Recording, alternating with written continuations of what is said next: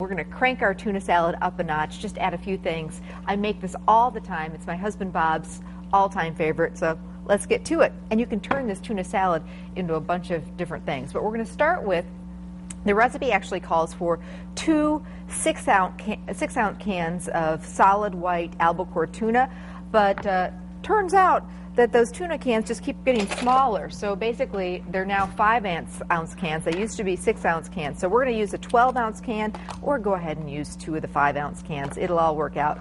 But the real important thing is to drain this tuna well. And I always splurge and get the good stuff, the white albacore tuna. You know, in tuna casserole and things like that, you can use the inexpensive stuff. Or if you like the darker tuna, that's fine too. But we're going to use the albacore here, and I'm going to just drain it real well. That's so important. Get all that. And I always get the water-packed tuna. Nowadays, it also comes in a pouch. And some people love that, and if you're one of those people that love those pouches, great. I have to tell you, I think it's harder to drain, and they're more expensive. So I've tried the pouch, and I'm back to the cans. All right, give my hands a quick wash here. And also, when you're draining with the top of that can, make sure you rinse off that can, the top of that can, the lid. All right, so I'm going to get that tuna out. Beautiful white albacore tuna. I don't know, I'm a simple kind of gal, and sometimes if you've had a rough morning at work, you're just craving that stuff that Mom used to make, that good old tuna salad sandwich. Now, fun things that go in my tuna salad. First of all, I like a lot of celery. So we're going to do a cup or so of finely diced celery. And I like a lot of crunch. So I've got a cup. If you don't want quite as much crunch, you can back off and do a half cup. Speaking of crunch, this is a really fun ingredient. One of my favorite little luncheon spots in Arizona is a place called the Duck and Decanter. It's in Phoenix, and they make a killer tuna salad sandwich. And one of their the ingredients in the tuna salad, water chestnuts. I love water chestnuts. I love them in Chinese food and in spinach dip, things like that. They don't add a lot of flavor, but they add some crunch, and so we're going to throw them in our tuna salad. And again, drain that can. And if you want to, you can dice them up a little bit, which is sometimes what I'll do. So I'm just going to dice these up just a little bit so they're not quite as big. We'll use those extra few, make a spinach dip or something like that. So just dice them up. You could throw them in whole too.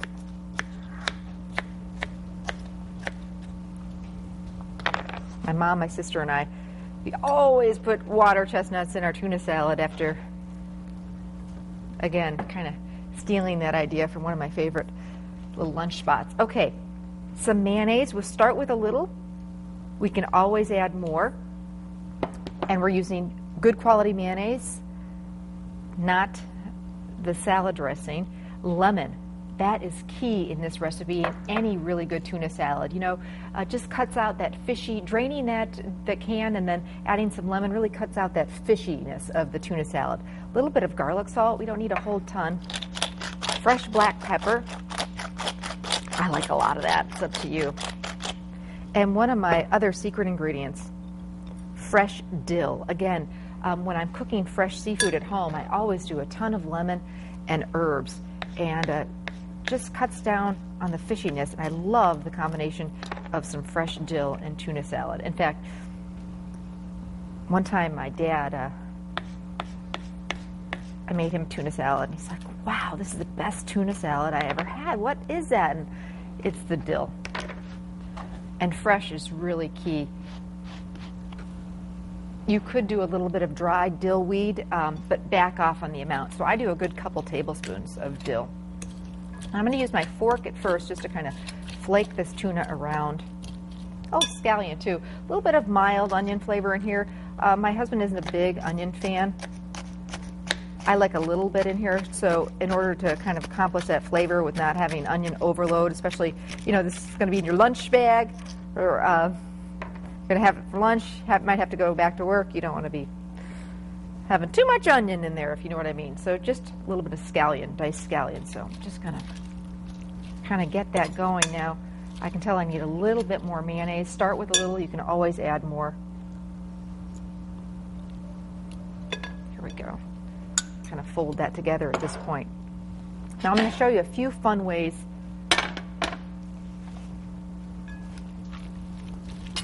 to use this tuna salad. And if I make this on a Sunday, or maybe I'll double the recipe, it'll last for a couple days in the fridge. So, you know, you might want to double it. Send it with your kids. And my husband, I've talked about this before, but my husband Bob works right next door to a fast food restaurant. His office is, I mean, we're talking yards, and it's very tempting for him to go over there for lunch. So if I take the time and on Sundays, you know, make something like this tuna salad, then I know he'll have lunch for at least a couple of days, and I know he's eating a little more healthy. Okay, now let's talk about this tuna salad. What are some great ways to serve this tuna salad? Well, first of all, we can do a tuna melt, which is a little bit sinful if you're craving a hot lunch, but oh man, are they wonderful. So I'm heating up my grill pan here, and I'm going to brush a little oil, just a little bit of olive oil, just like you'd make a grilled cheese. And so we can take some of that wonderful tuna salad, get that onto the bread. So this is more if you're going to be headed home for a hot lunch, or even makes a really delicious dinner. And then you can throw a little bit of cheese and some sliced tomato. I love a little sliced tomato on my tuna melt. Wonderful cheddar or American cheese. We've got a little oil in the pan already. So you can just grill that up in a grill pan or right on the skillet. So we'll get that going. And then in order to melt that cheese, I always try and wait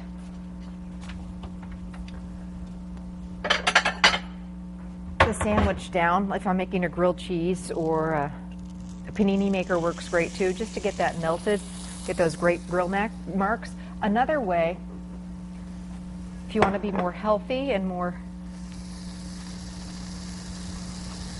you know, you don't want to heat up your tuna salad, one of my favorite ways to do it is just tuck a little lettuce into a pita pocket.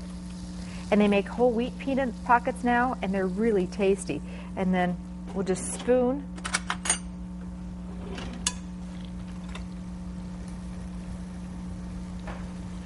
some of this tuna salad right in here. This is also great with sprouts. I love sprouts and tomato. So we could tuck a little tomato in here. Great in wraps.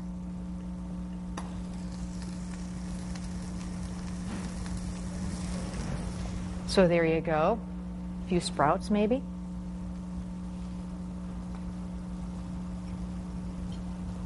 And then when I'm doing tuna salad, okay, if I'm going to do a healthy pita version, let me get back to my tuna melt here. Oh, is this looking good? Oh, yeah. Cheese is starting to melt. Oh, some of that tuna in there. I'll get it right back. But anyway, I have to have a little potato chips with my tuna. I don't know about you. So if we're going to go healthy and have the pita bread and the sprouts and eat a half, just a few chips. And sometimes I've been known to actually throw a few chips right into the sandwich. Have you ever tried that? It's like Mom used to put, the chips on top of the tuna noodle casserole. Same idea. Potato chips and tuna go really well together. One other idea that I do, and if you don't want to do a tuna melt, because you don't want to do it on the stovetop and you want to avoid some of the oil, this is one of my favorite recipes. I'll take this tuna salad and I'll put it on a French baguette, and then you can just toast up that baguette, and this can go right in the oven. And again, you can throw some cheese on here and a little lettuce and tomato, and the whole thing melts together. So just some fun, different ideas. And the basic tuna salad recipe, which is just wonderful. Your whole family is going to love that. So